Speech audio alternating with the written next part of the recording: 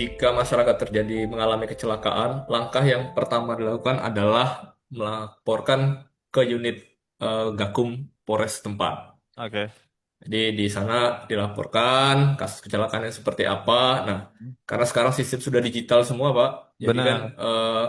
kami sama kepolisian itu sudah ada namanya IRSMS, didukung dari Hmm. IRSMS yang sudah terdigital. Hmm. Jadi setelah dilaporkan, laporan tersebut akan secara online ada di kami, Oh. terconnecting. Ternyata misalkan korban tersebut masuknya di rumah sakit A gitu. Nah, Hmm. itu kami langsung menerbitkan garansi letter atau surat jaminan Baik. untuk mengcover biaya rawatan korban selama dirawat di rumah sakit tersebut. Nah, Hmm. jika korban meninggal dunia, kami langsung melakukan atau mengidentifikasi survei ke rumah ahli waris korban, ke rumah Hmm. korban untuk memastikan ahli waris korbannya siapa Hmm. dan membantu kelengkapan dokumen. Kalau Oke. di Aceh ini untuk santunan meninggal dunia kami serahkan rata-rata 1 hari 8 jam.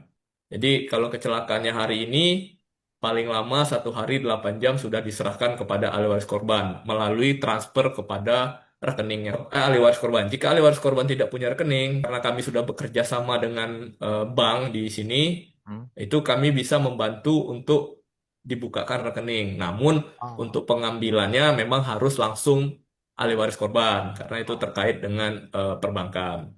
Jadi Ber- kami menjaga ahli waris ini tidak perlu ke kantor jasa raja untuk mendapatkan santunan khususnya santunan meninggal dunia. Nah, jadi sistemnya sudah digital, semuanya dipermudah dan dipercepat.